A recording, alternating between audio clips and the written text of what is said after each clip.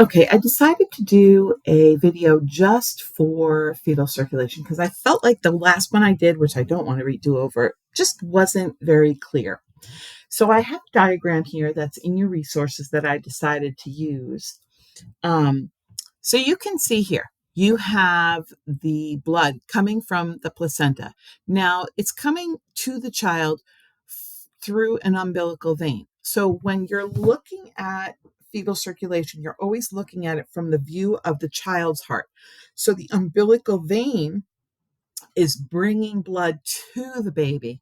The umbilical artery is taking blood away from the baby.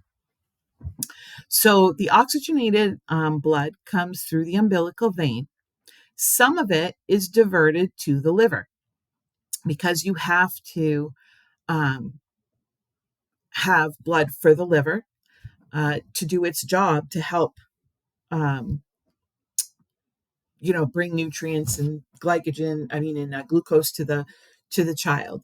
Um, then it goes through the ductus venosus and into the inferior vena cava. Now, if you're looking at this, you're seeing blood from the liver and blood from the umbilical vein going to the inferior vena cava.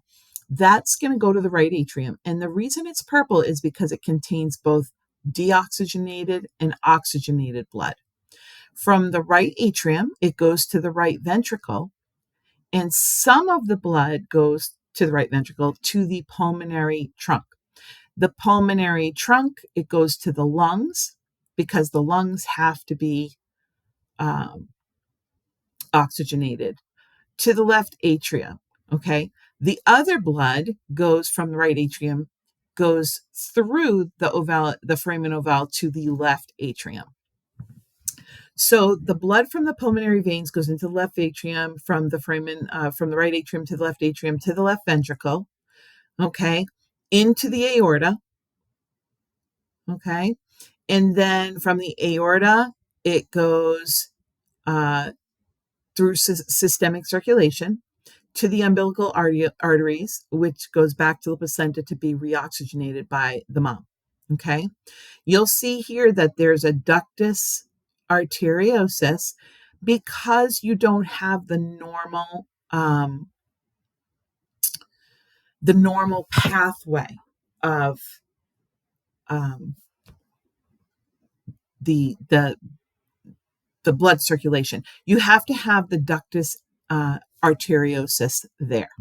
The reason we have that is because you don't want any blood diverted to the lungs. So remember, when blood goes into the aorta, it goes through the whole body system. Well, you don't want it to go to the lungs. So you have that ductus arteriosus, and then goes to systemic circulation.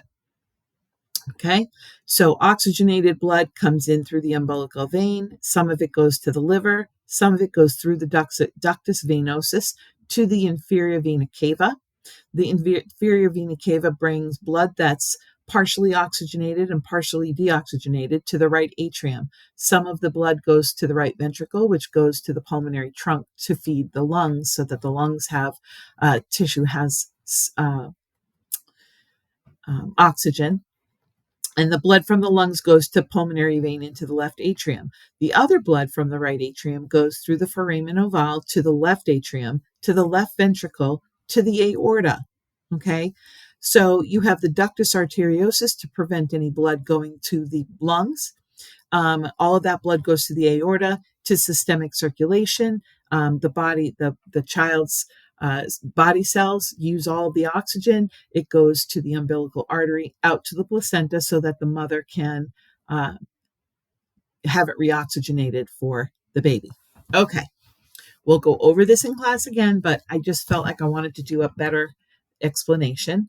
So I hope that helps, and I'll see you guys in class.